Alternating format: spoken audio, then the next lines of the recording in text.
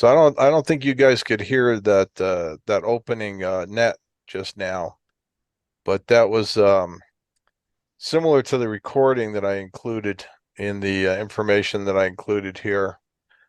Um, there's a live an MP3 recording of what we're going to be talking about that I did. It's a 12-minute example of a complete net that we did on February 14th. Where we passed 3 messages, did the entire roll call, a training tip, everything. And I included it because it's an example of how efficient this system can be, which is why I wanted to share it with you guys. So Gary agreed to help me with this, and thank you for doing that, Gary. The reason I asked him is because I originally got sucked into this whole thing with ARRL Radiograms because one evening I was listening in on 80 meters and I heard this net occurring, and there was Gary, W7MIN, and he was passing messages, and I was like, what is this about? And so I started listening in, and I listened in just about every night for about a month, and I was fascinated by what was going on.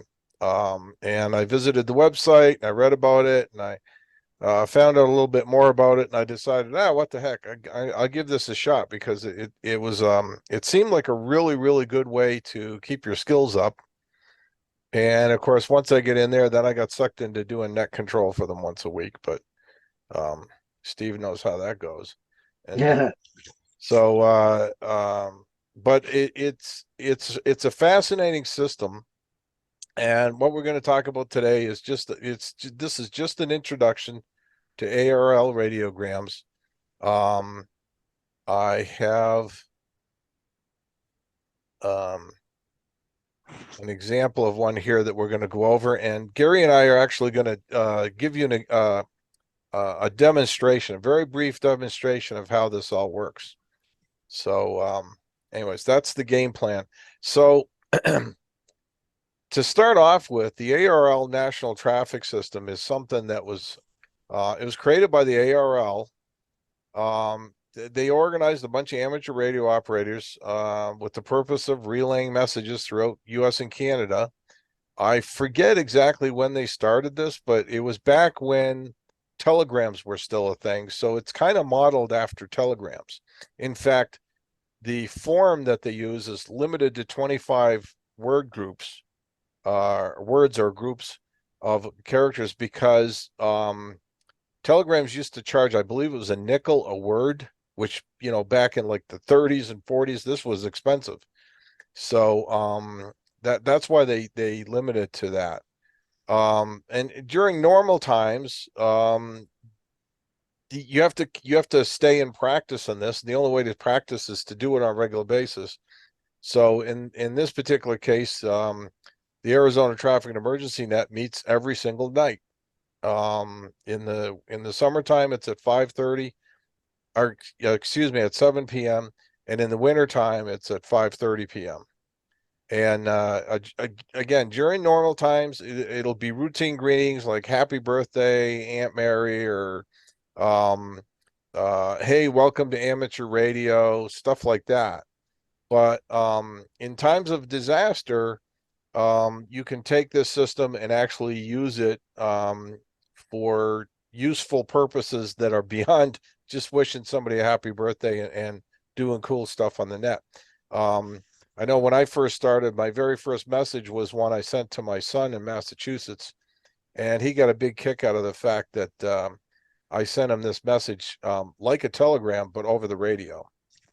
Um, and they even have numbered messages that uh, kind of sound like code when you're transmitting them, and we're going to give you an example of that. But it's just for brevity and keeping things quick, which is important not only in voice but also in digital, which we're also going to get into. So the way it's organized is there's 3 areas. There's the eastern area, the central area, and the Pacific area, which includes Hawaii and Alaska, and also it includes Arizona. Um, and those areas are divided up into 12. There's 12 sections altogether. So Arizona is section, I want to say 12. I think that's right.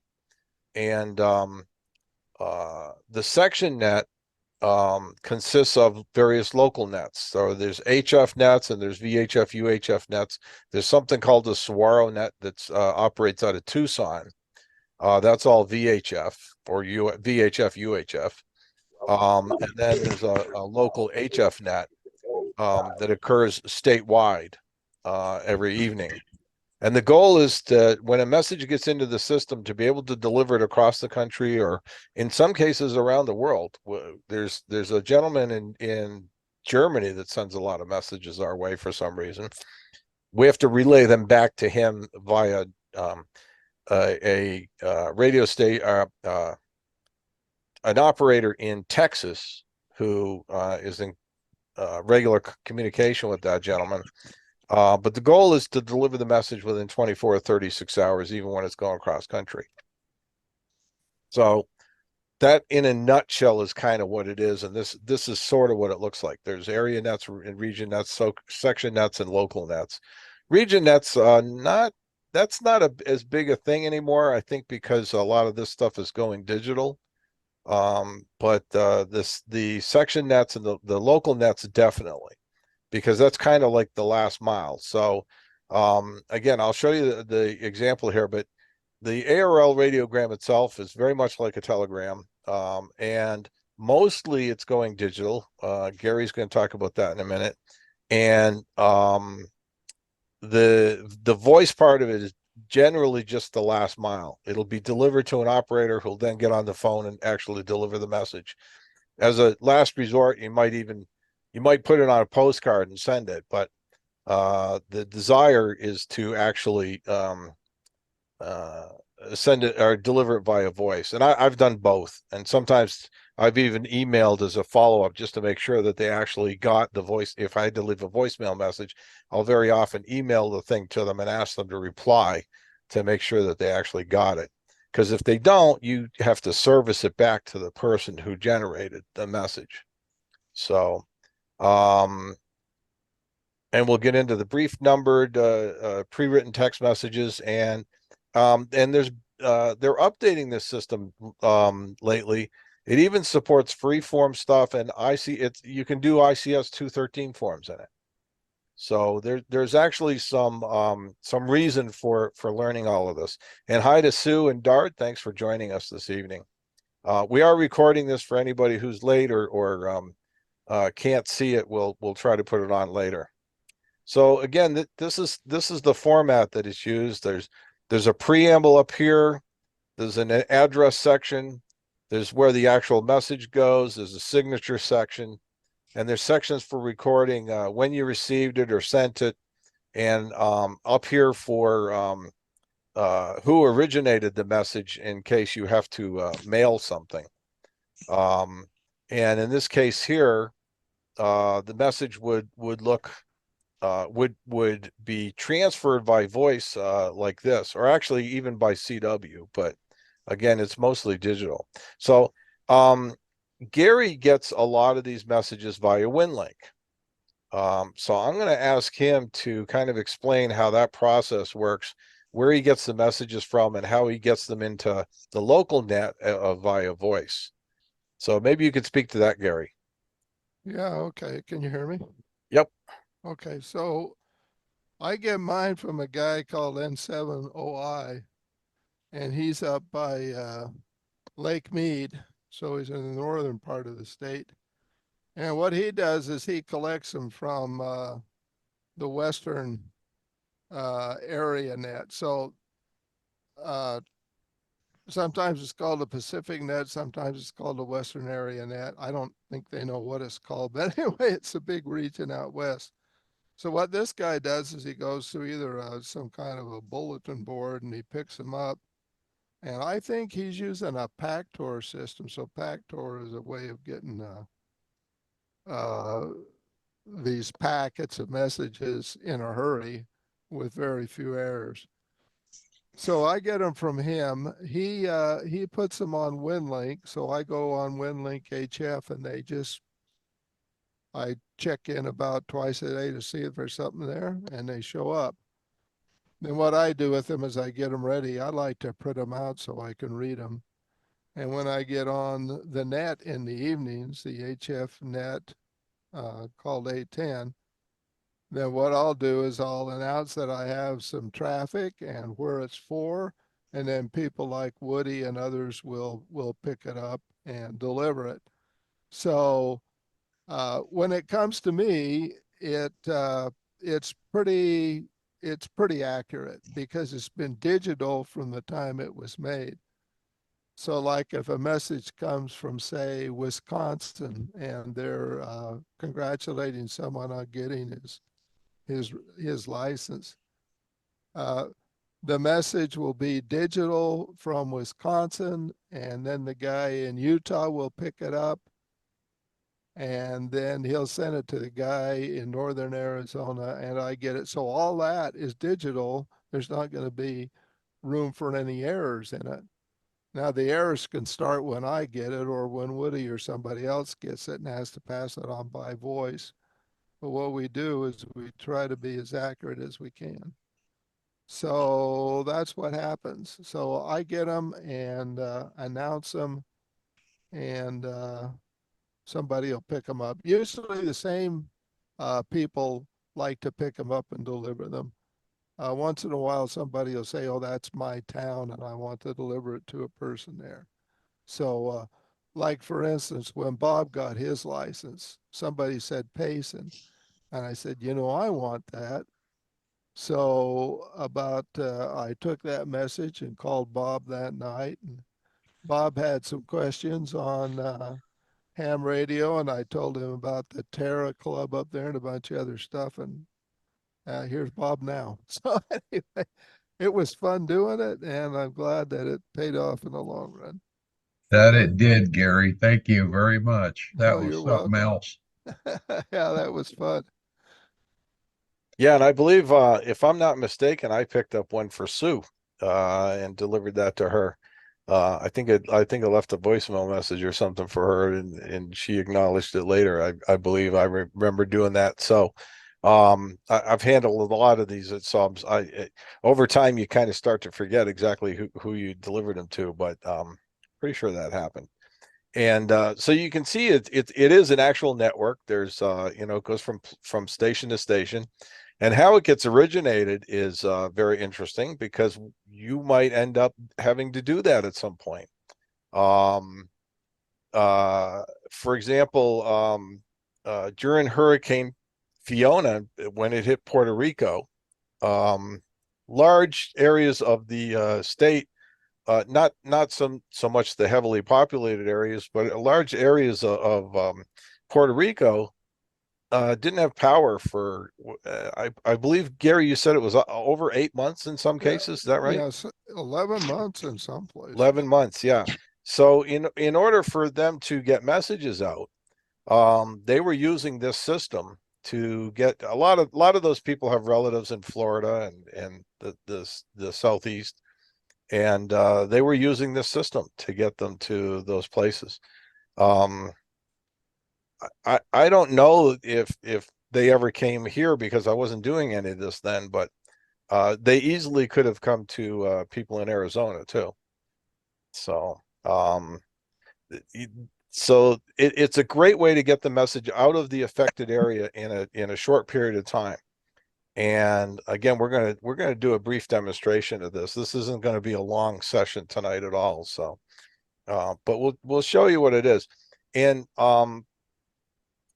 the reason that you might care about this is, suppose something was to happen here and we lost, people were in shelters and the power was out and their phones weren't working or they couldn't charge them, and they were trying to get messages, back home, like in my case to Massachusetts.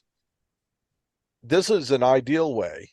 Um, if you're at the Red Cross Center and you're doing communications and somebody comes up to you, is there any way I can get a message to my family in Massachusetts, let them know we're okay?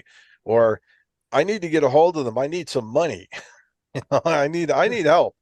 Um, this is a great way. You could say, well, we could send them a radiogram, and um, you could sit there and have fill out the form with them, and now you've got the message. You're now the originator, and you got to get it into the system. So you get it into the system, it gets there, somebody picks it up and delivers it. That's great. But if you didn't know about this, and that's why we're talking about this tonight, if you didn't know about this, you wouldn't have any idea that you could do that. And if you've never done it before, never seen it, then you don't realize exactly how easy it is to do this. Especially because there's so much digital stuff. There's Pactor, there's WinLink. I'm sure there's probably some people using even other systems to get it. And like Gary points out, the digital stuff, once it goes in there, it's like copy paste, right? So nothing's going to change until it actually gets delivered. But being accurate in the delivery is extremely important, obviously, especially when it comes to emergency messages. So that's why I wanted to show you guys how this works a little bit. Gary, you never got a chance to handle any of the traffic for Fayonda, did you? No, I did not, and I don't think anybody in Arizona did. So it was mainly just welfare messages, people wanting to let family know in places like Florida that they're okay, and just little things like that, just back and forth. So there was a lot of stuff in and out of Florida. Yeah. Yeah. Okay. Um, so you can initiate these things with like WinLink, or you could, take it to one of us. You could if you had one of these forms in front of you, you could just write down what the message was, and you could get in contact with Gary or me or somebody else that's on the Arizona Traffic and Emergency Net, and originate that message and get it in the system. Once it's in the system, it's going to go. And it'll either get delivered, it'll get serviced back to us, or what else can happen to it? That's really it. Either you're going to relay it to somebody who can deliver it, you're going to deliver it, or if you're unable to deliver it for some reason, you send a message back to the originator to let them know, so that they can then get in contact with the person and say, hey, these folks didn't get the message. Either they're not home, or something else went wrong. Is this the right phone number? Or how can we try this again? So it's very, very important, if the message does not get delivered, to service it back. And I would say probably, well, it's been a little bit more accurate lately. Those last four that I got from Gary, all four phone numbers worked correctly. Sometimes that's unusual, but in the past, I would say close to a quarter of them at least, the phone number's wrong or whatever, and I have to service them back, because I don't know where they even get this information from, that when they do these test messages, these training messages. But anyway, so once Gary gets the message via WinLink, he relays it via voice to on the net. A lot of times it'll be to me, or possibly June up in Snowflake, or one of the guys down in Wilcox area, or somebody down in Tucson, wherever it's going, or somebody close, hopefully, to wherever it's going. And then that'll happen via voice. And then once I get it, I'll call the people up and say, hey, this person in Nakusa, Wisconsin wants to congratulate you on joining or getting your technician license. And they're always blown away when that happens. It's like those conversations are a real hoot. I enjoy them very much. And the funny thing is, there's a couple of guys now who I was the first person to contact them after they got their license, and it was via one of these messages. And so now I'm like their Elmer. And they send me pictures of their antennas, and occasionally I'll get a text message with a question. Is like, hey, how come this happened? Is I'll call them up and it's like, hey, how you doing, Dave? So it's been a real journey, and it's a lot of fun. But mainly it makes you a really, really good operator if you do it on a regular basis. And that was why I kind of got sucked into doing net controls for it too. And that's not at all necessary. But they had somebody doing net control who became ill and couldn't do it anymore. they were looking for somebody to do net control. And I was like, ah, I'm a glutton for punishment. Go ahead and sign me up. So anyway, so let's go down here and we'll show you one of these things. So again, this is the actual format. And you see it says ARRL 20 1232. You know, this is a phone number here. And ARRL 20 is what they call a common message.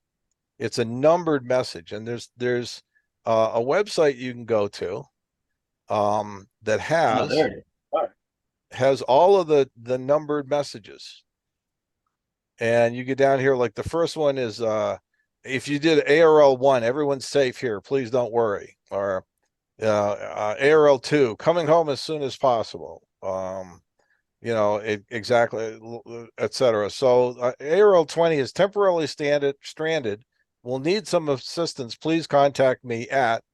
So in this example here, where did I put the? I've lost myself. Oh, there we go. And then it's the phone number. So you see, this is very, very brief, just like the old timey telegrams, which makes it easy to send it.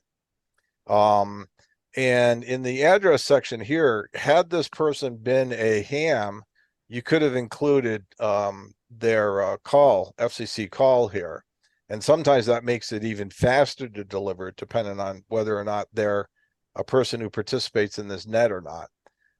Certainly, if you're getting this from an area that's got no power and everything's, you know, gone belly up, but you're sitting here in Arizona, fat, dumb, and happy with all your power and everything, you can go to qrz.com and double check the address and maybe get an email address and find out all kinds of stuff so that you can make sure that they get the message. And the format, it may look strange, but it's really quite simple.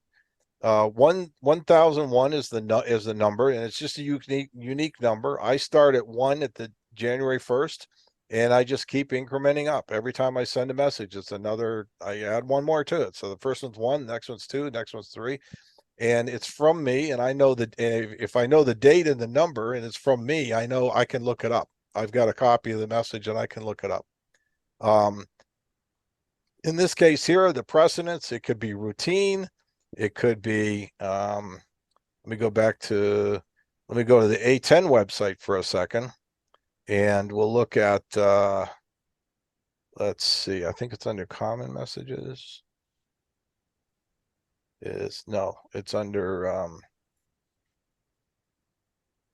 this one. Okay, so there's precedences for whether it's an emergency message or priority or welfare or routine. Urgent are obviously, our emergencies are life and death, that's handled immediately. Priority, that's an urgent message. It comes first, even before at the beginning of the net. We all do this. Is there any emergency or priority traffic? Well, if there was a priority traffic, you handle it right then. You don't get into any of the other stuff. You haven't finished your preamble. You haven't done training tips or anything. You just take care of it. Welfare would be the next important thing. That would probably wait till you get to the point where you're passing messages, but you're definitely going to do it before you do routine. And then there's the handling instructions.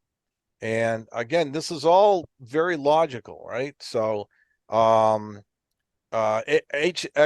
Hotel X-ray Bravo, followed by a number. Cancel if not delivered within so many hours of filing and advise the originating station. So like it was the example they give is Hotel X-ray Bravo 36.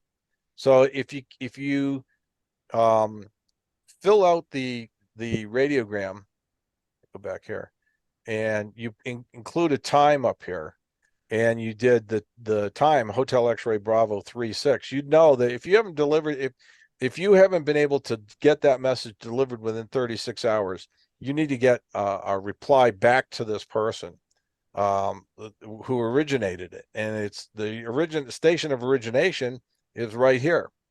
So you just put it back in the system. Woody, we're not seeing your radiogram. Oh, you're not? No. Huh. Wonder why. Yeah. Okay. Let me do this. We see all the codes. We see the codes. We don't need those anymore. How about now? Can you see that? No. You had to move. Oh, wait, I know what I did wrong. Hold on. I think I goofed. Okay, so what I need to do is stop sharing, and then I need to share again, and I need to share my screen. That's what's wrong. Okay, sorry about that. Now we can see all I where the apologize. There we codes go. So you might start over with So I'll start again with start the from numbers. left to right, top to bottom. Yeah, so this is the preamble up here. And I was talking about the the number and the precedence. This one here is Hotel X-Ray Charlie. So if we go into, if I go to the A10 excuse me, the A10az.net website up here, Alpha Tango Echo November, Alpha Zulu dot November Echo Tango. You'll see HXC, in this case here, it's report time and date of delivery to originating station. Okay, great. So who's the originating station? Well, that's the next thing. Station of origination's right here. So KK7ZZZ. It's just a fictional, made it up. And so I know it's going back to them. It originally came out of a place called Tornado Alley, Oklahoma. So, which you can see why they might be generating them. The check is simply how many words are in the message. So in this case here, there's 5, right? ARRL 20, 123, 212. These are word groups, right? So they constitute a word essentially. However, it says ARRL 5. Well, that's because that means it's a numbered radiogram. It's one of these common messages, in this case, ARRL 20. So if we go up to the number text, hopefully you saw this before, temporarily stranded, will need some assistance, please contact me at, and then there's a phone number. So you can see that it looks complicated, but it's actually quite logical, really. There's the place that it came out of. This is not where this person lives. This is the town it came out of. So this guy might be 5 cities over, 5 towns over, might be in the next county. But he is going to know how to get it back to this person here. Okay. And the time it was filed, Zulu or local, Zulu is probably preferred, universal coordinated time, or Greenwich Mean Time, it used to be called. And then the date. The time is optional, as is the handling instructions, depending on the type of message. If it's routine, you probably don't even need handling instructions. Everybody knows what to do with it. And you probably don't need the time because it's not time critical. But so then you'd put in the person's name and their street and their, what town they're in. The zip code's important so that as it's going through the system, people know where to send it next, from which group it needs to go to. And then there's the phone number to contact the person at. So then there's the actual message, ARRL 20, the phone number, and then the signature, Kim and Jim. So Kim and Jim are in trouble. They need some help, and they want Andy to give them a call at this number and help them out. And then once you do something with that, if you've received this, you'd fill it in here with the date and time. And if you've sent it, say I was sending this to Gary, I'd put W7MIN and the date that I sent it and probably the time. And in something like this, I would put the time in. So this is what you might see in a WinLink message, right? It might look something like that. BT is Morse code for a break. So it'd be listed as number 1001, welfare, Hotel X-Ray Charlie, KK7ZZZ, ARRL 5, Tornado Alley, Oklahoma, 1315 Zulu, April 19. Andy Marconi, amateur call Kilo Kilo 7, Yankee Yankee Yankee, 123 any street, Phoenix. And of course, you have to do this slow enough so that the person on the other side can write it down when you're doing it by voice. When you're doing it, as Gary pointed out, when you're doing this digitally, poof, it's just there. So, so that's basically it.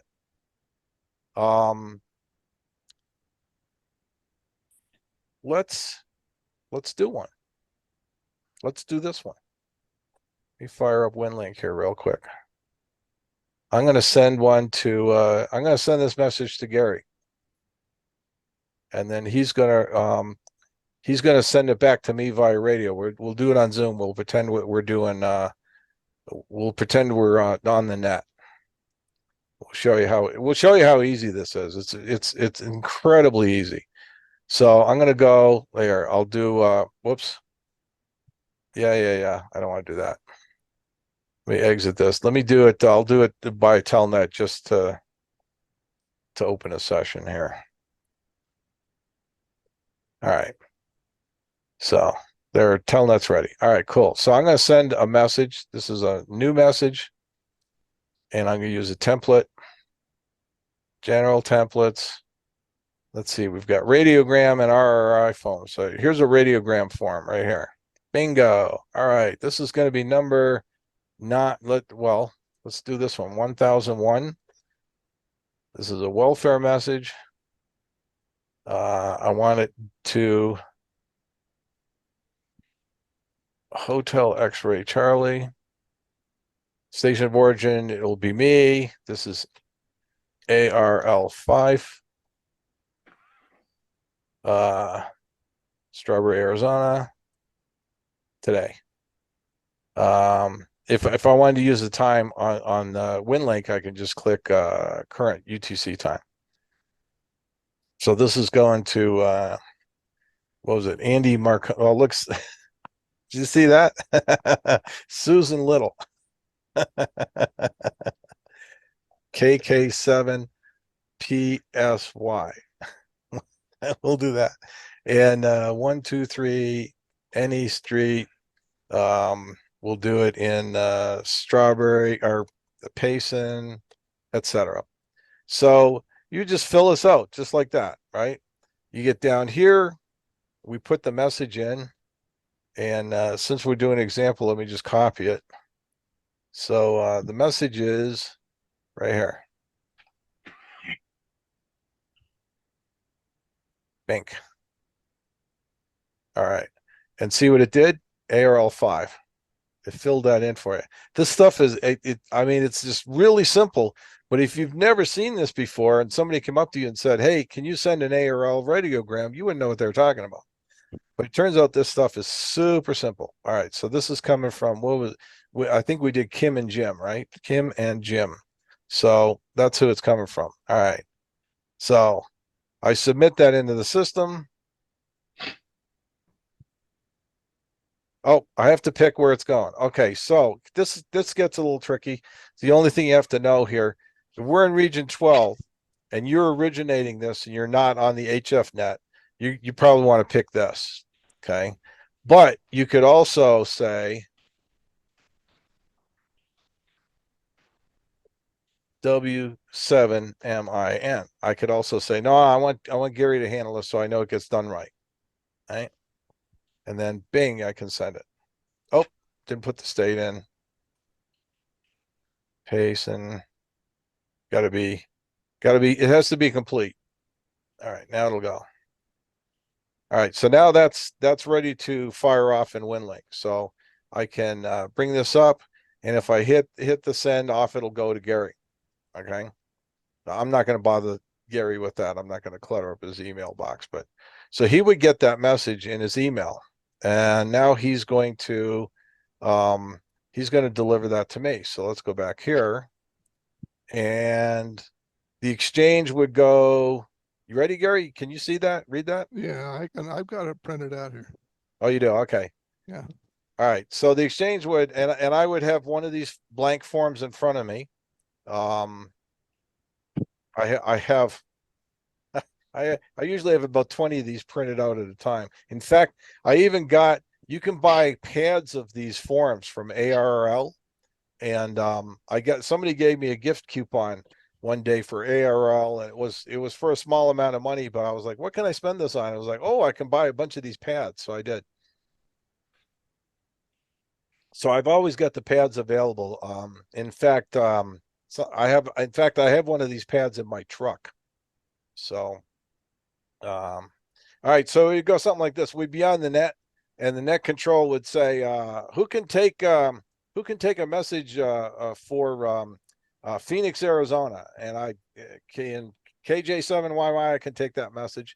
And they'd be, all right, call W7MIN and pick up one on frequency. All right, great.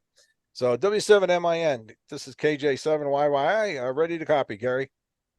Okay, number 1001, welfare, Hotel X-Ray Charlie, Kilo 7 Zulu Zulu, ARRL 5, Tornado, I spell Tango Oscar Romeo November, Alpha Delta Oscar, Alley, Oklahoma, 1315 Zulu, April 19. Andy, I spell Alpha November Delta Yankee. Marconi, I spell Mike Alpha Romeo Charlie Oscar November India.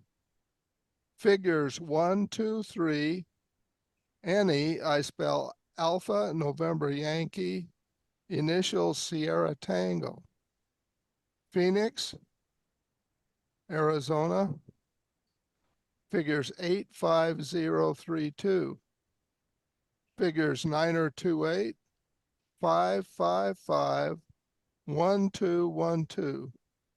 I say again, 9028 555 1212. Break. Go ahead.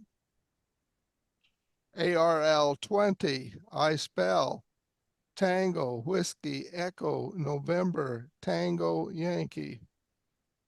Figures 1, 2, 3. Figures 2, 1, 2. Figures 5, 5, 5, 5.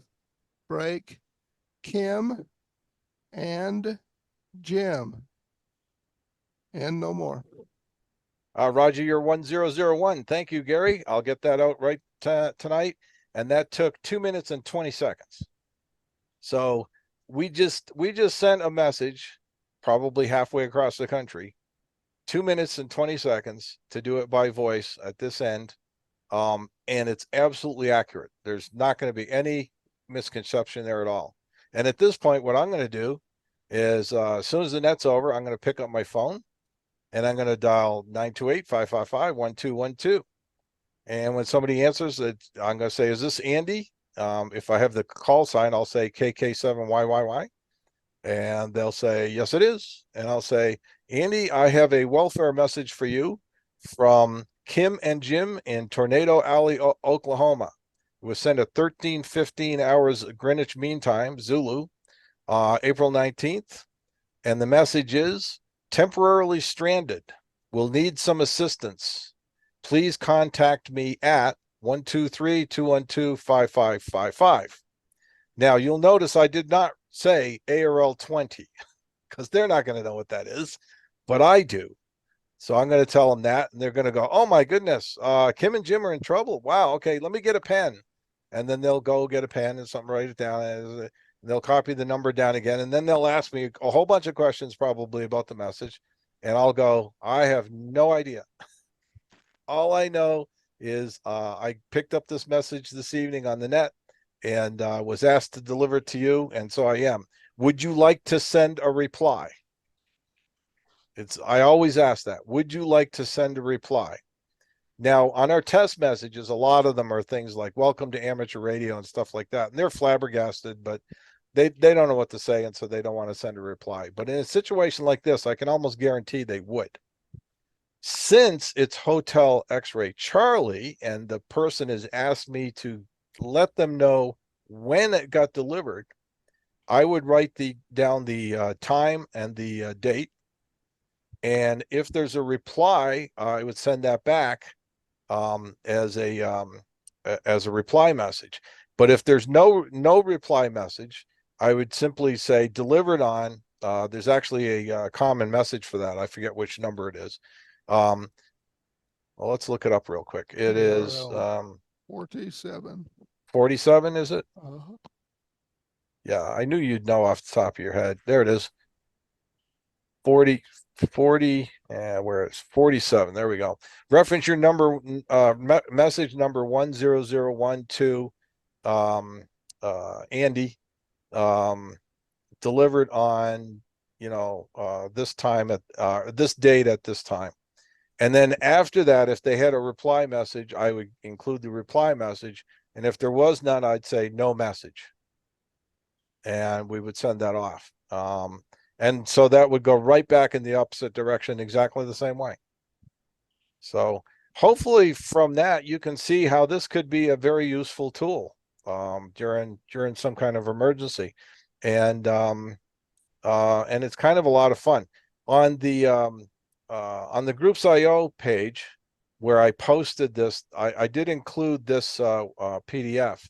So this other information is also here. This is where I'm going to see the numbered texts, which are here.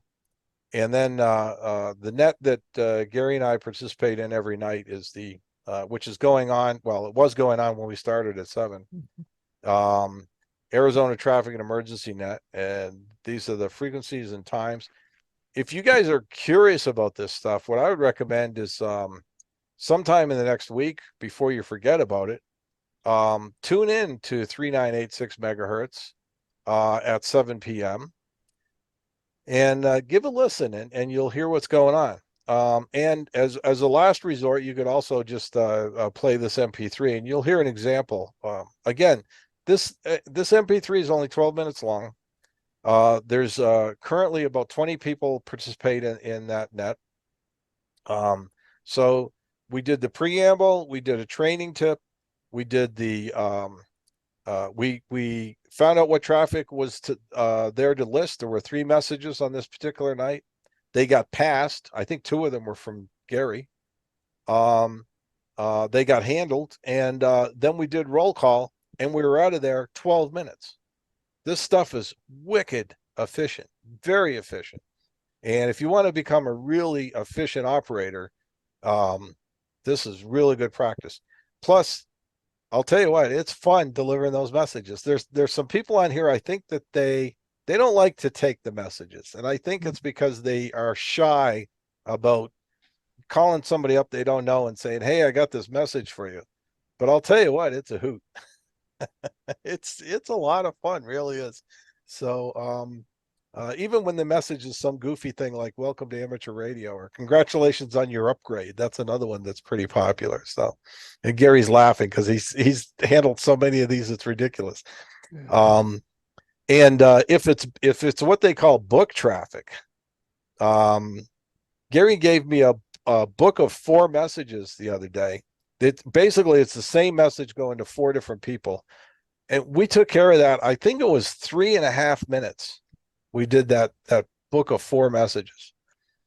It's super efficient, and just a great thing to know about. So hopefully everybody will investigate this, and even if you don't end up participating in it at all, which is an ulterior motive, I will admit that I had, trying to get more people involved in doing this.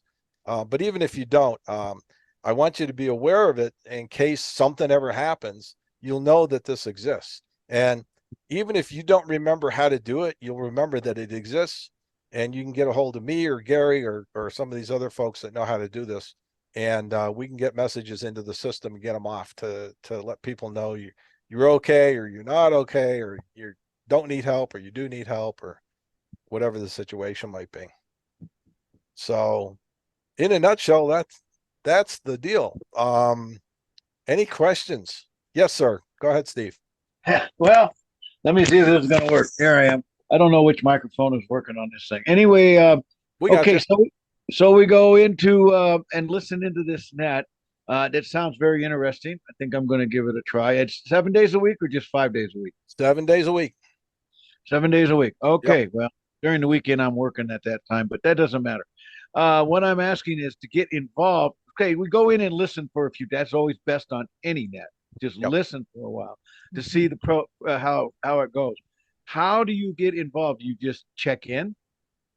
Yeah, pretty much. So if you go to the A10 website up here, you'll see that there's quite a bit of stuff here, and they talk about everything. But to participate, pretty much all you have to do is when they ask for visitors, check in. Okay. And if you want to become a member, I think you need to check in membership and training manual. Here it is. So right under here, it should tell you exactly. You can check into the net 4 times in a calendar month and you can become a member. And if you originate 2 radiograms in a calendar month and pass them on A10, then you can let the net man. This is what I did. I listened for literally a month. And then I decided, yeah, I'm digging this. I'm gonna get involved in this because I could see where it was going to help me become a better operator. So I actually I checked in a couple of times as a visitor, and then I let the net manager Tommy, and he identifies himself, so you know who he is. I let him know my intention of becoming a member, and then over the next couple 3 nights, I originated 2 radiograms during that calendar month, and they put me on the member roll call list. And first chance I got, I started accepting messages to deliver. And in the beginning, I was absolutely horrible at it. I screwed stuff up all the time. But everybody was very patient. They were very kind, and they would help me with it. After that was over, somebody would call me up and say, "Hey, just a pointer. If you do it this way, blah blah blah." It's like, "Oh shoot, yeah, okay." Um, and then there's all kinds of resources on here too. There's training tips, and there's if you just kind of go through and read this stuff, you'll get the feel of it real quick. If you want to get really bogged down in minutia, then you can go to the NTS site, and I recommend NTS2 because this is the stuff that they're trying to modernize the system a little bit. This can get really bogged down, as most things from ARRL do, but all of the stuff is here, including, and this is I find very interesting, how to do there we go. How to do ICS 213 forms on here. And they've got training videos and all of this stuff. Because you can pass an ICS 213 form using the same method. And it works really well. So it's literally that simple. And then after I started getting halfway decent at this, and I was sending service message back, and I wasn't screwing them up, when I couldn't deliver it, I would send a service message back, very often to Gary. And when I got to the point where I was like, okay, I think I'm getting the swing of this now. Then that was about the time that one of their net control operators had to bow out. And Tommy, the net manager, he started looking for other net control operators. And I was like, all right, well, if I'm going to do this, I'm going to do it right. So I started doing net control. So now, if you want a real laugh, if you want to listen in, and you want a real laugh, listen in on Wednesdays, because that's when I do net control. So it's not that bad. I don't know. I'm better than when I started. That's for sure. I'm a lot better than when I started. I will say that. But some nights you just can't get your tongue to work, and and you'll it's very important to use the ITU phonetics. I know that that's a sore spot with a few folks, but it's very important because everybody expects you to do that. And when you use Queen instead of Quebec, or Fox instead of Foxtrot, it throws people off. Everybody's trying to do this as quickly and efficiently as possible, and it throws them off. So so it's very important to do that. And in fact, the other night, I was reading something and I said Fox instead of Foxtrot. I still can't believe I did that, but I suppose I did. And somebody caught me on it. It was like, oh crap. Okay. The other thing is it teaches you to slow down so that when you're transferring information over the radio that's being hand copied on the other side, it teaches you to slow down. And it's the method to do that is really, really simple. And that is as you give the message, write along. So I'll give you an example of what I do. Let's go back to, oh, no. Let's go back to my, where's, oh, there it is. Okay. So what I do is with my pencil, if I've got this written out on a form with my pencil, as I'm giving it, I'm actually writing down what I'm saying. So I'll say 1001 and I'll write 1001 and I'll go welfare and I'll write down W and I'll go Hotel X-ray Charlie and I'll write down Charlie. And when we get here, Tornado Alley, and Gary spelled it out. That was cool. I will write it down. If I'm spelling it phonetically or just saying it, I will write it down and pause until I'm done writing it before I go on to the next word. And since my messages all come from Strawberry, there's always this pause. Strawberry. Oh, Arizona. And I'm sure people are like, why is he pausing so long? Well, because that's how long it takes to write it down. And it teaches you to slow down. And the funny thing is when you slow down, you become faster because you don't have to repeat anything. Some nights the propagation isn't so great. There's a lot of background noise, etc. And it can be very difficult to hear what somebody's saying, and they have to spell that. Maybe they're spelling everything, literally everything. And if you do it slow enough, you only do it once. So by slowing down, you actually go faster and you become more efficient.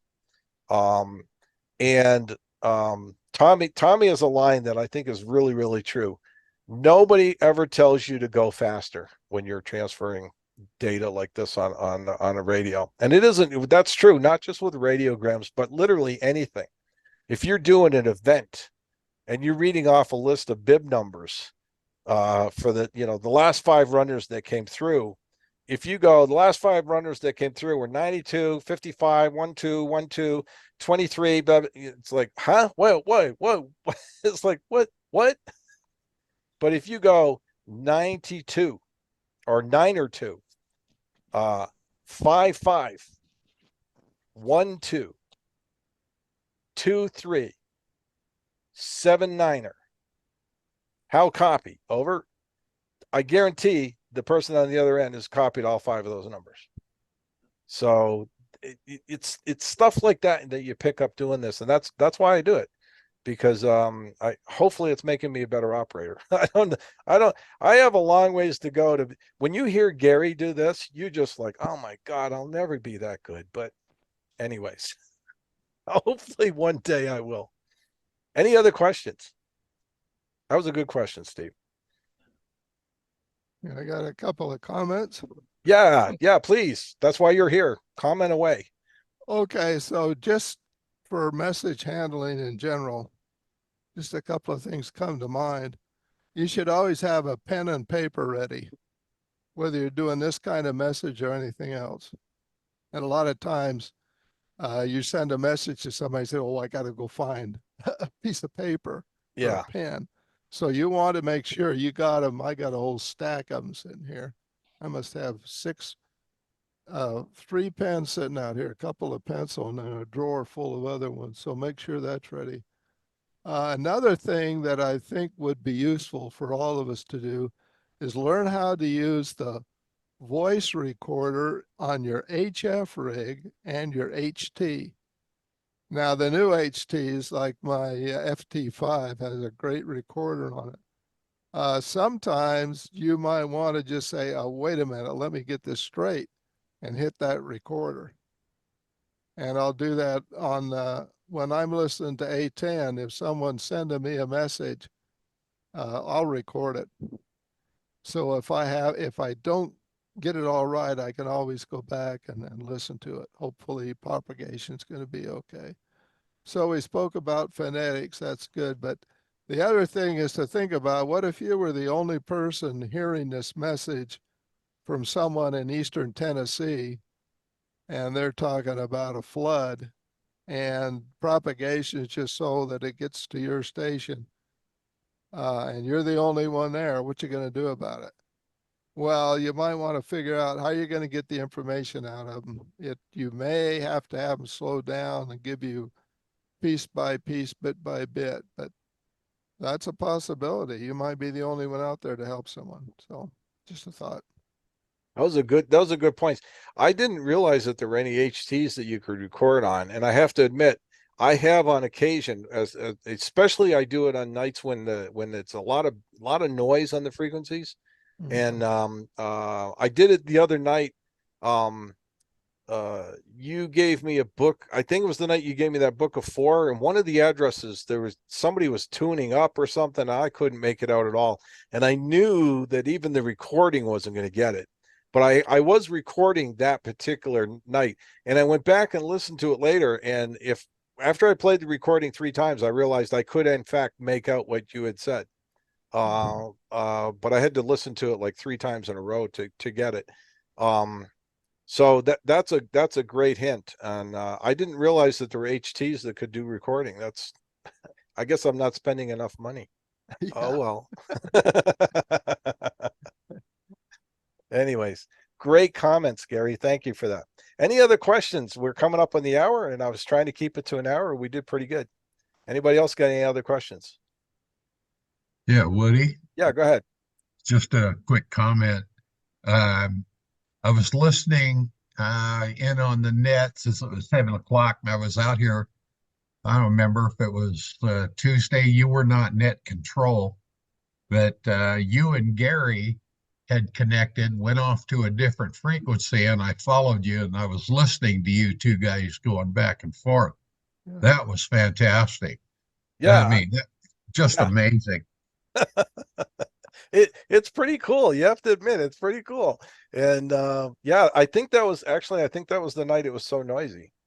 But that's what we do. We generally will go off on side frequencies so that net control can handle other traffic and divvy that up. And so the various stations will get paired up. Who's going to deliver to who? They'll go to an adjacent frequency. They'll pass the message, and then when they're done, they'll come back to net control. And that allows net control to continue with the regular business. Everybody isn't sitting there listening to this message and then the next message and the next message. They're all getting handled in parallel on adjacent frequencies. And then they come back to the net and bang, we're done. On average, I would say most nets are 15 to 20 minutes and sometimes shorter than that. Like that recording that I included in there. That was 12 minutes and 30 seconds, I think, if I'm honest. But yeah, it's pretty interesting. So I recommend that if you find this something that you're interested in or you want to know more about it, visit the a10az.net website and also drop by the net and give it a listen a few nights and see what you think. Like I said, even if it's not your cup of tea, you don't want to get involved in it.